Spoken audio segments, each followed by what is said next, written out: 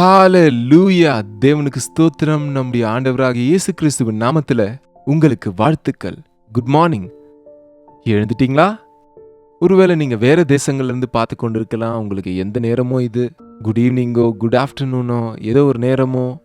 ஆனா நீங்க தவறாம இந்த அனுதின தியான நிகழ்ச்சியை பார்க்குறீங்கன்னு, பலப்படுறீங்கன்னு, ஆசீர்வதிக்கப்படுறீங்கன்னு தெரியப்படுத்துகிறதுனால எவ்வளவோ ஆண்டவரை நான் துதிக்கிறேன்.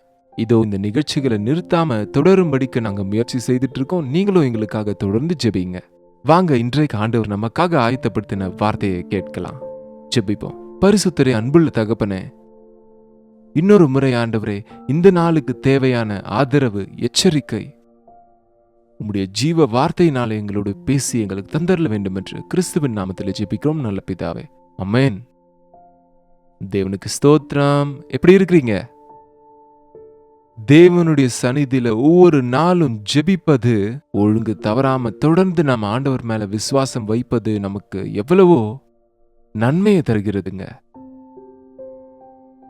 இந்த உலகத்துல நம்ம வாழ்ந்து கொண்டிருக்கும் போது, காலையில எழுந்தது முதல் இரவு படுக்கைக்கு போகிற வரைக்கும் யார் மேலேயாவது ஒருவர் மேல நம்ம ஆதாரப்பட வேண்டி இருக்குங்க, இல்லையா?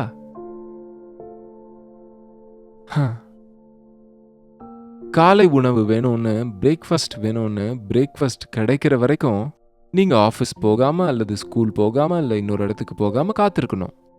ஏன் இன்னைக்கு லேட்டா வந்தீங்கன்னா, பிரேக்ஃபாஸ்ட் இன்னைக்கு எனக்கு லேட் ஆச்சு, என்னுடைய மனைவி சீக்கிரமா செய்யல என்று சொல்றவங்களும் இருப்பாங்க.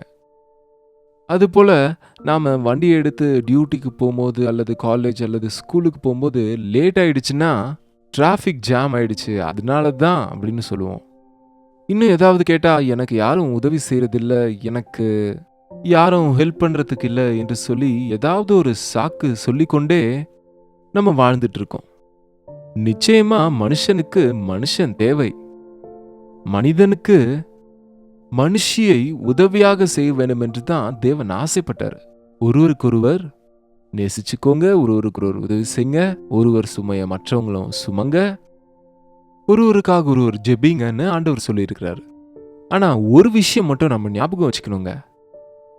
நாம மனுஷங்க மூலியமா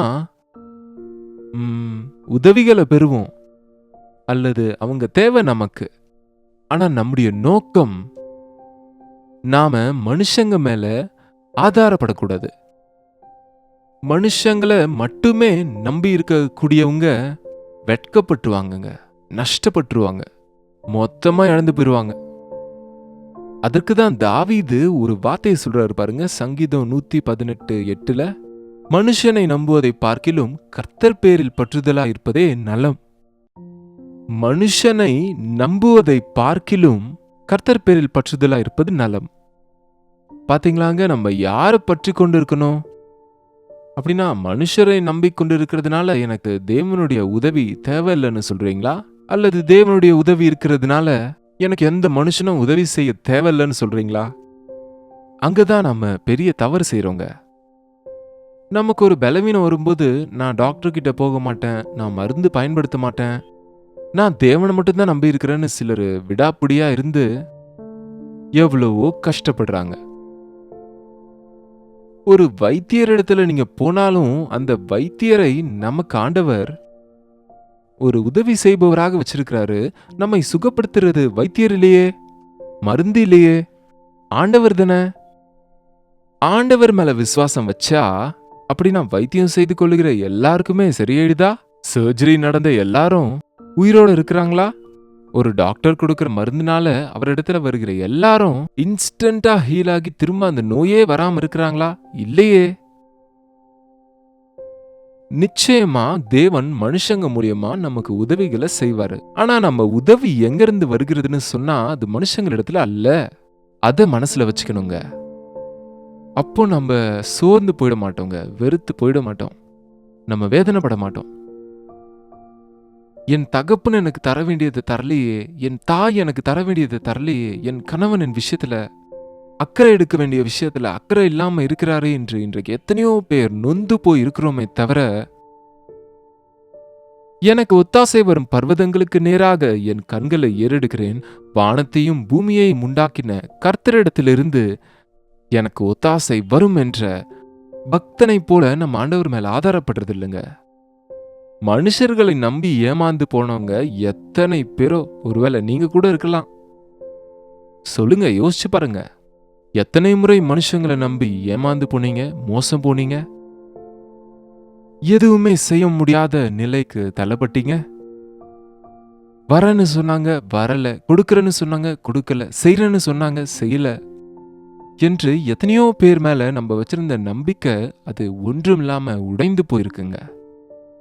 ஆனா தேவனுடைய சந்நிதியில நம்ம விண்ணப்பம் செய்தா, உங்களையே நம்பி இருக்கிற ஆண்டவரே, நீரே என் தேவன் அப்பா, நீங்க தான் செய்யணும் எனக்கு இது. அது எதுவா இருந்தாலும் சரி. அது பொருளாதார உதவியா இருக்கலாம், ஆரோக்கிய பிரச்சனையா இருக்கலாம், குடும்ப பிரச்சனையா இருக்கலாம், தீராத பிரச்சனையா இருக்கலாம். அது இந்த உலக சம்பந்தப்பட்ட கட்டுகள், நஷ்டங்கள், கஷ்டங்களாவது அவரை எப்போ வேணாலும் நம்ம பற்றி கொள்ளலாங்க. அவர் மேல நம்பிக்கை வைக்கிறவங்க, நீ விசுவாசிக்க கூடுமானால் ஆகும், விசுவாசிக்கிறவனுக்கு எல்லாம் ஆகும் என்பது போல எல்லாவற்றையும் அவங்க வாழ்க்கையில நிறைவேற்றிக் கொள்ள முடியுங்க. அவர் எவ்வளவு வேணும் உண்மையுள்ளவர். மனுஷரின் உதவி விருதா. காலையில எழுந்ததுல இருந்து அவங்க இது தரேன்னு சொன்னாங்க, இப்போ அங்க போகணும், அவங்கள சந்தோஷப்படுத்தணும், இவங்களை நான் போய் சந்திக்கணும், இவங்களை போய் நான் கேட்கணும் என்று நம்ம எதோ பிளான்ஸ் போட்டுக்கொண்டு இருக்கலாம். ஆனா தேவனே, என்னுடைய சூழ்நிலை இன்றைக்கு நீர் அறிந்தவர், எனக்கு உதவி செய்யுங்கப்பான்னு எப்பவுமே நான் இந்த சிறிய ஜெபத்தை செய்வேங்க. எனக்கு ரொம்ப பிடிக்கும் இந்த ஜெபம். ஒருவேளை கார் ஏறி வெளியே போகும்போதாவது, வீட்டிலிருந்து வெளியே போகும்போதாவது, வேலை செய்யும் போதாவது, பெரிய பெரிய ஜெபத்தை செய்ய அந்த நேரத்தில் நமக்கு நேரம் இல்லாம இருக்கலாம். ஆண்டவரே உதவி செய்யுங்கப்பா, ஆண்டவரே கூட வாங்கப்பா, ஆண்டவரே எங்களோடு இருங்க, ஆண்டவரே எங்களுக்கு இரக்கம் பாராட்டுங்க, ஆண்டவரே நாங்க செய்யறதை ஆசீர்வதிங்க, போக்கிலும் வரத்திலும் பாதுகாத்துக்கோங்க, உங்க உதவி எங்களுக்கு தேவைப்பா, உதவி செய்யுங்கப்பா, உதவி செய்யுங்கப்பா, உதவி செய்யுங்கப்பா. என்ன உதவி செய்யணும், எவ்வளவு உதவி செய்யணும், எப்படி உதவி செய்யணும் என்று எதுவும் நம்ம சொல்ல தேவையில்லைங்க. எல்லா விதமான உதவியும் நமக்கு ஆண்டவர் செய்யக்கூடியவர். எந்த மனுஷன் மூலம் ஆண்டவர் நமக்கு உதவி செய்யறாரோ அது முக்கியம் இல்ல. அந்த உதவி நமக்கு வந்தது தேவனிடத்திலிருந்து. அந்த காலத்துல போஸ்ட்மேன் இருப்பாங்க, அவங்க மாறிக்கொண்டே இருப்பாங்க. அந்த போஸ்ட்மேன் எம்ஓஸ் மணி ஆர்டர்ஸ் கொண்டு வருவாங்க. போஸ்ட்மேன் பணம் கொடுத்து கையெழுத்து வாங்குவாரு. ஆனா அது போஸ்ட்மேன் பணம் இல்ல, பணம் கொடுத்தது போஸ்ட்மேன் இல்ல. இன்றைக்கு ஒரு போஸ்ட்மேன் வந்தார், நாளைக்கு இன்னொரு போஸ்ட்மேன் வருவாரு. ஆனா எங்கிருந்து வருகிறது அந்த பணம்? உங்க தகப்பனோ, உங்களுடைய கணவரோ, உங்களை நேசிக்கிற உங்க உறவினரோ யாரோ கொடுத்த பணத்தை இவர் மூலியமா நம்ம பெற்றுக்கொள்றோம். அப்படியே ஆண்டவரும் வானத்திலிருந்து நம்மை ஆசிர்வதித்து நமக்கு அவருடைய உதவியை யார் மூலமாயாவது அனுப்பலாம். ஆனா அந்த மனுஷனை நம்ம தெய்வமா செய்துட்டா, அந்த நபர்களை நம்ம ஆராதித்து கொண்டு கொடுத்த ஆண்டவரை விட்டுட்டா, காகங்கள் கொண்டு வந்து கொடுத்தது எலியாவுக்கு ஆகாரம் அனுப்பினது யாரு? தேவன் காகங்கள் மூலமாய் தன்னுடைய ஊழியக்காரரை போஷித்தார். நம்ம வாழ்க்கையில அநேக விதத்தில் அவர் நம்மை போஷிக்க கூடியவராகத்தான் இருக்கிறாரு. ஆபத்து காலத்திலே நமக்கு உதவி செய்யக்கூடியவராகத்தான் இருக்கிறாரு. இந்த உலகத்துல மருத்துவர்களை பயன்படுத்தி நம்ம நோய்களை குணப்படுத்த மருத்துவர்களை பயன்படுத்தினா வேணான்னு எப்படி சொல்லுவோம்? மருத்துவர் கொடுத்த மருந்துனால சரியானா மருத்துவர் தான் தெய்வம்னு ஏன் சொல்லணும்? அங்கதான் நம்ம செய்யற தவறுங்க. எங்களை மாதிரி ஊழியக்காரங்க ஜெபித்தா நிறைய பேர் சுகப்படுறாங்க. ஆனா சுகப்படுத்துறது யாரு?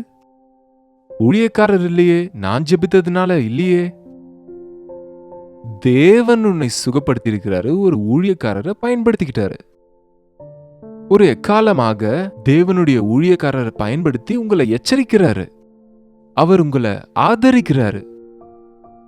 எந்த விதத்திலாவது அவருடைய உதவிய நமக்கு அனுப்புவாரு.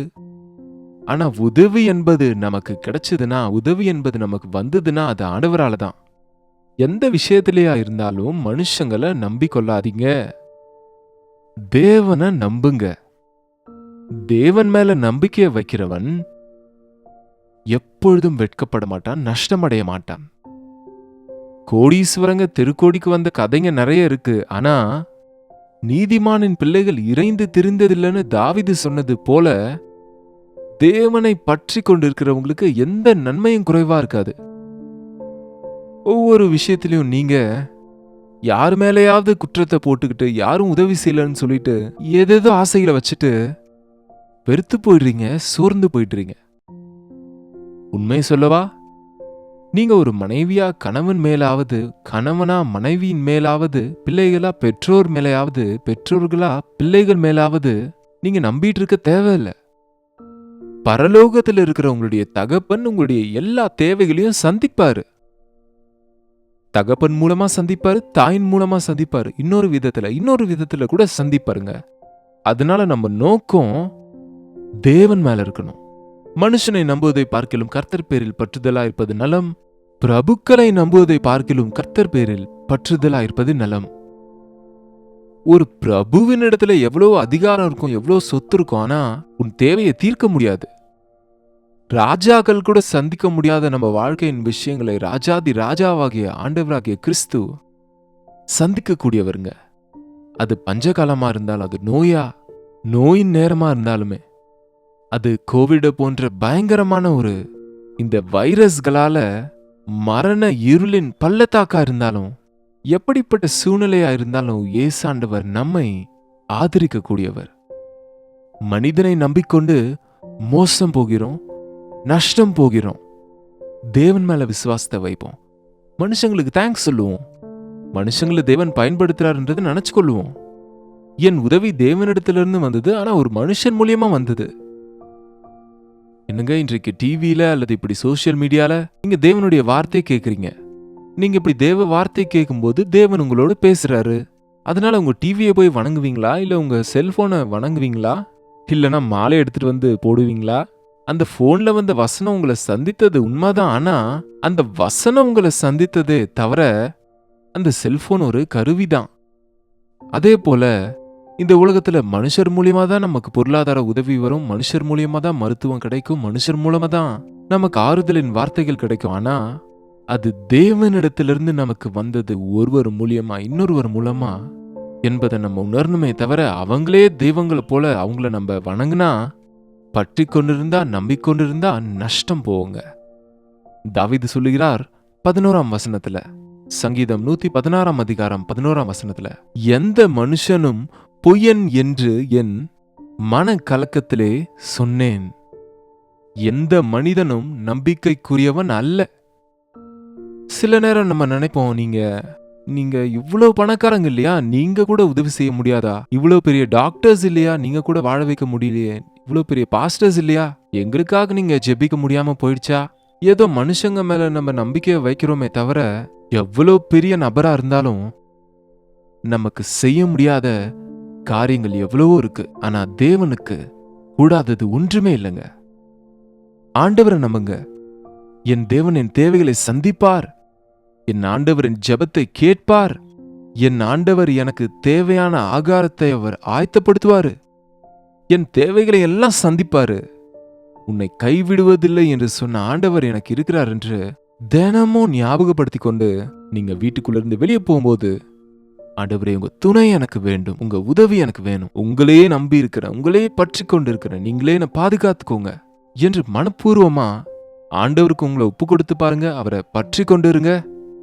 அற்புதமான பாதுகாப்பையும் சந்தோஷத்தையும் அவரோடு சேர்ந்து வாழக்கூடிய பாக்கியத்தையும் நம்ம பெற்றுக்கொள்வோம்.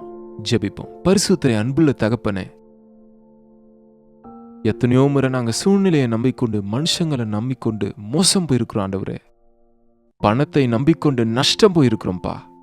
நம்பத்தக்க தேவனாக நீர் இருக்கிறீர் என்று உம்மை பற்றி கொண்டிருக்கிறவங்களுக்கு எந்த நன்மையும் குறைவா இருக்காதுன்னு இன்னொரு முறை எங்களுக்கு நினைப்பூட்டினதற்காக உமக்கு நன்றியப்பா. அது எந்த கஷ்டமா இருந்தாலும், எந்த வியாதியா இருந்தாலும், எந்த சிக்கலான சூழ்நிலையோ, என் ஆண்டவர் என்னை விடுவிப்பாரு, என்னை சுகப்படுத்துவார், என்னை ஆதரிப்பாரு, என்னோடு இருக்கிறார் என்ற விசுவாசத்தோடு இந்த உலகத்துல உங்களுடைய சாட்சிகளாக வாழும்படிக்கு எங்க ஒவ்வொருவருக்கும் உதவி செய்யும்படிக்கு கிறிஸ்துவின் நாமத்தில் ஜெபிக்கிறோம் எங்கள் நல்ல பிதாவே, ஆமென். பிதாவாகிய தேவனுடைய அன்பும் குமாரனாகிய இயேசு கிறிஸ்துவின் கிருபையும் பரிசுத்த ஆவியானவரின் அந்யோன்யமும் ஐக்கியமும் குடி வந்திருக்கிற நம் அனைவருக்கும் இப்பொழுதும் சதா காலமும் துணையாயிருப்பதாக, ஆமென்.